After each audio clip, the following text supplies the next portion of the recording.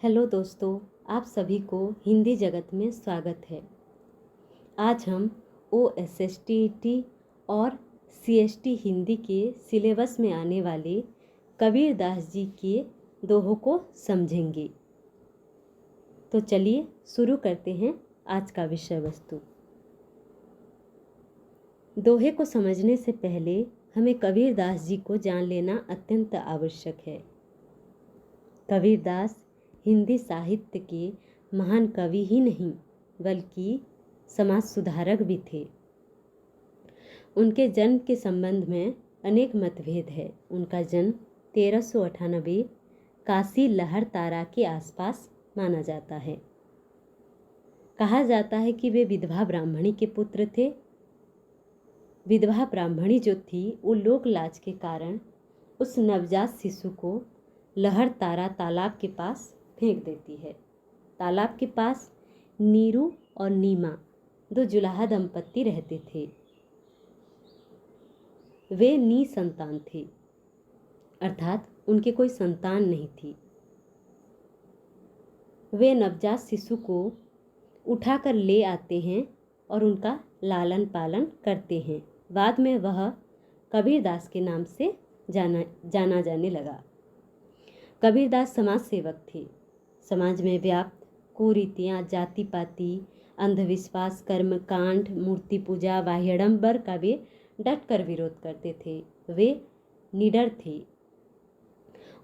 उनके दोहे में भी देखने को मिलता है। उनके गुरु रमानंद जी थे और उनके वाणी का जो संग्रह है वो विजक नामक ग्रंथ में है। यदि किसी परीक्षा में पूछा जाए कि कबीरदास जी के वाणी का संग्रह किस ग्रंथ में है तो उसका उत्तर होगा विजक।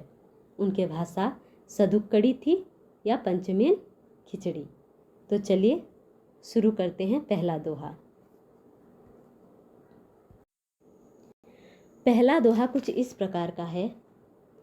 माटी कहे कुम्हार से तू क्या रोंदे मोए, एक दिन ऐसा आएगा मैं रोंदूंगी तोय।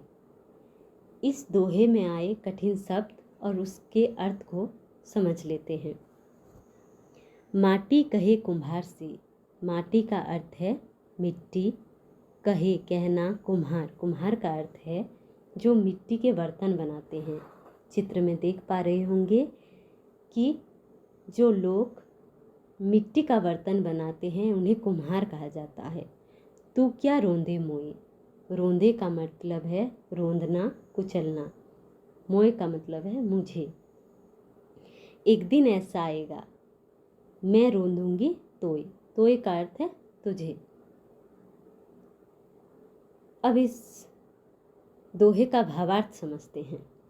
कबीरदास जी इस दोहे में मिट्टी और कुम्हार के बीच होने वाले काल्पनिक वार्तालाप का वर्णन करते हैं। जैसे कुम्हार मिट्टी को रोंदता है, उसे मनचाहा आकार देता है, उसी प्रकार यह अवसर मिट्टी को भी मिलेगा जब समय का चक्र बदलेगा, जब जीवन के पश्चात कुम्हार का नश्वर शरीर मिट्टी में मिल जाएगा, मिट्टी में विलीन हो जाएगा, तब वह अपने अनुसार उसे आकार निराकार करेगी। इस संसार में प्रत्येक को अवसर मिलता है, सब समय पर ही निर्भर है। इसी कारण मनुष्य को अभिमान नहीं करना चाहिए। तो इस प्रकार का था यह दोहा। तो चलिए अगले दोहे की ओर। दूसरा दोहा कुछ इस प्रकार का है। काल करे सो आज कर, आज करे सो अब, पल में परलय होएगी, बहुरी करेगा कब। इस दोहे में कठिन शब्द नहीं हैं, एक दो हैं। पल का अर्थ है क्षण, बहुरी का अर्थ है पुनः। तो चलिए इस दोहे का भावार्थ समझते हैं।